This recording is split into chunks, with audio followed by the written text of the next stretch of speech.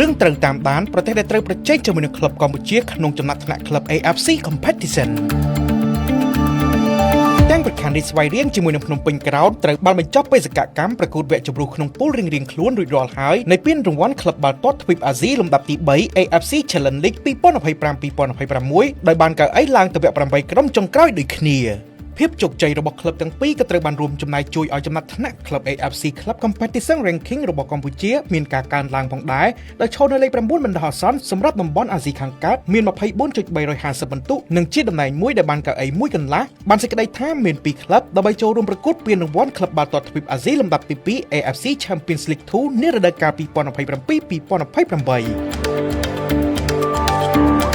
យ៉ាងណាក៏ដោយកៅអីមិនទាន់កក់ក្ដៅនោះទេដោយមានប្រទេសពីរកំពុងប្រកេកប្រកិតជាមួយនឹងកម្ពុជានោះគឺឥណ្ឌូនេស៊ីនិងចិនហុងកុងតាមពិន្ទុបណ្ដោះអាសន្នឥណ្ឌូនេស៊ីមាន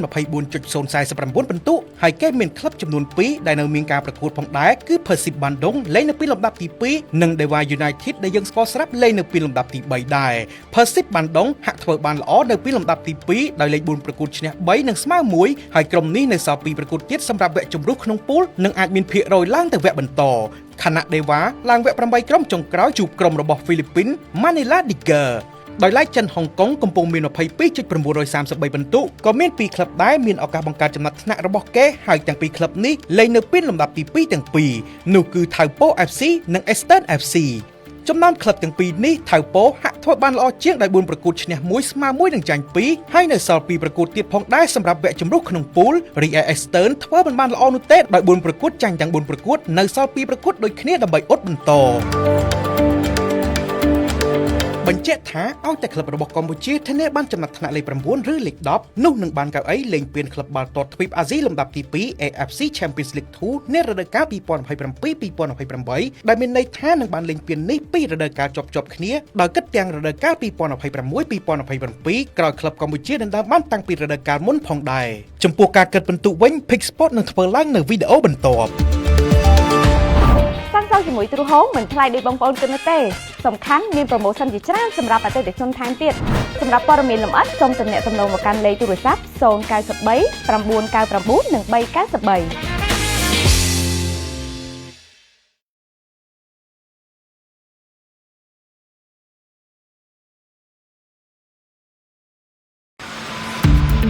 រឿងត្រូវតាមដានប្រទេសដែលត្រូវប្រជែងជាមួយនឹងក្លឹបកម្ពុជាក្នុងចំណាត់ថ្នាក់ក្លឹប AFC Competition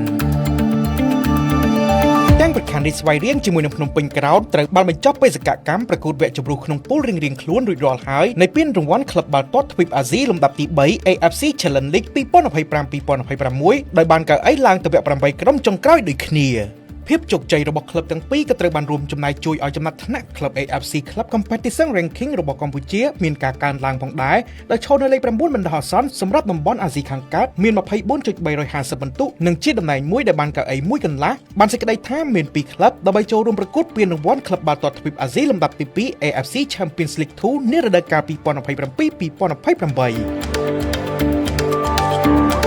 យ៉ាងណាក៏ដោយកៅអីមិនទាន់កក់ក្ដៅនោះទេដោយមានប្រទេសពីរកំពុងប្រកេកប្រកិតជាមួយនឹងកម្ពុជានោះគឺឥណ្ឌូនេស៊ីនិងចិនហុងកុងតាមពិន្ទុបណ្ដោះអាសន្នឥណ្ឌូនេស៊ីមាន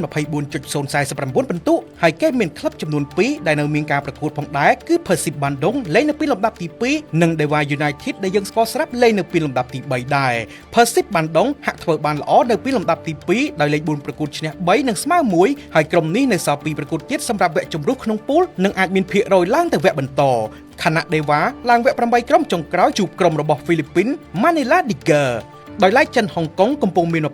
22.933 ពិន្ទុក៏មាន2ក្លឹបដែរមានឱកាសបង្កើតចំណាត់ថ្នាក់របស់គេហើយទាំង2ក្លឹបនេះលេងនៅពីលំដាប់ទី2ទាំងពីរនោះគឺ Taupo FC និង Eastern FC ចំណោមក្លឹបទាំងពីរនេះ Taupo ហាក់ធ្វើបានល្អជាងដោយ4ប្រកួតឈ្នះ1ស្មើ1និងចាញ់2ហើយនៅសល់2ប្រកួតទៀតផងដែរសម្រាប់វគ្គជម្រុះក្នុងពូលរីឯ Eastern ធ្វើមិនបានល្អនោះទេដោយ4ប្រកួតចាញ់ទាំង4ប្រកួតនៅសល់2ប្រកួតដូចគ្នាដើម្បីអ៊ុតបន្តបញ្ជាក់ថាឲ្យតែក្លឹបរបស់កម្ពុជាធានាបានចំណាត់ថ្នាក់លេខ9ឬលេខ10នោះនឹងបានកៅអីលេងពានក្លឹបបាល់ទាត់ទ្វីបអាស៊ីលំដាប់ទី2 AFC Champions League 2នារដូវកាល 2027-2028 ដែលមានន័យថានឹងបានលេងពាននេះ2រដូវកាលជាប់ៗគ្នាដោយគិតទាំងរដូវកាល 2026-2027 ក្រោយក្លឹបកម្ពុជានឹងដើរបានតាំងពីរដូវកាលមុនផងដែរចំពោះការគិតពិន្ទុវិញ Pick Sport នឹងធ្វើឡើងនៅវីដេអូបន្ទាប់ស ជាមួយទ្រូហោងមិនថ្លៃដូចបងប្អូនគិតនោះទេសំខាន់មានប្រូម៉ូសិនជាច្រើនសម្រាប់អតិថិជនថែមទៀតសម្រាប់ព័ត៌មានលម្អិតសូមទំនាក់ទំនងមកកាន់លេខទូរស័ព្ទ093 999 និង393